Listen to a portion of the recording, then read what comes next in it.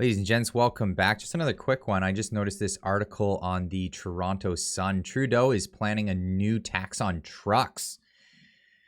Trudeau's government is planning to hit Canadians with a big new tax on their trucks and sport utility vehicles. This is, obviously for his environmental plan, but it's going to hit the working class the hardest.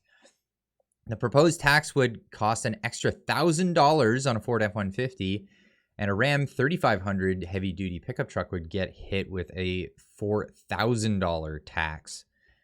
For most people, this new tax will come as a surprise. Neither Prime Minister Justin Trudeau nor Environmental Minister Stephen Gullibelt held a big conference to announce their latest war on working folks. The recommendation to whack trucks with a big carbon tax is buried deep in a new 271-page report. These reports, they come out to you and you're supposed to everyone's supposed to read it and just comply immediately. It's amazing to me.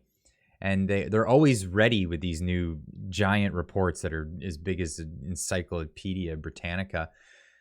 This report from the Ministry of Environment that was posted on the Government of Canada website on March 31st, 2022.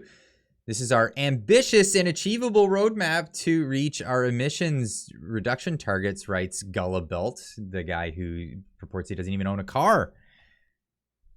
The report is recommending broadening an existing tax that currently hits large SUVs so that it would also be applied to trucks such as Ford F-150s, Toyota Tacomas, Chevy Silverados, and Dodge Rams. The tax bill would range from $1,000 for a light-duty pickup to $4,000 for the super duty trucks that tow our horse trailers around in construction equipment.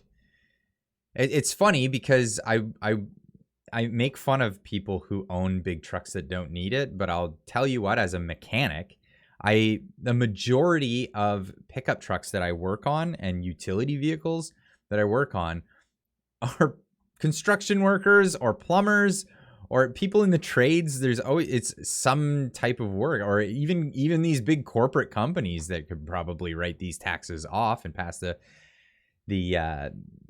pass this cost on to the consumer. But all the guys that are working in utilities, we're using these vehicles. These I don't know why they think that you're just going to switch to driving around in golf carts essentially, or little side-by-side electric things, or even a Tesla. I mean, they're not made for this. These pickups are also the most popular vehicles in Canada. The current tax hits new SUVs that use more than 13 liters of fuel per 100 kilometers. For example, the GMC Yukon Denali and the Lincoln Navigator currently subject to the tax. Ottawa hits the Nissan Armada with $3,000 tax bill. Nissan Armada. Yeah, okay. For many Canadians, trucks are as important to their work and daily life as a laptop and Zoom account is for those of you in offices. It says in us in offices. I'm not in an office. I understand exactly where this is coming from. You can't pack a Prius full of poultry feed, and it's tough to stuff plywood into a Tesla.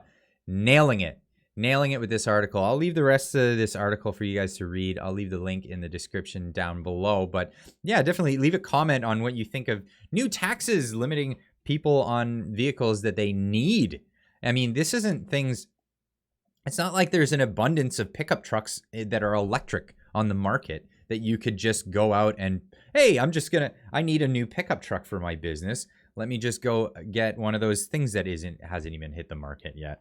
So these are taxes on working class people with no way around it. There's no, even if you wanted to get the Tesla Cybertruck, I don't even believe it's available on the market. I haven't seen one, and I live in an area where you see lots of Tesla cars on the road, and I haven't seen one Tesla pickup truck. I haven't seen any electric utility vehicles out on the road.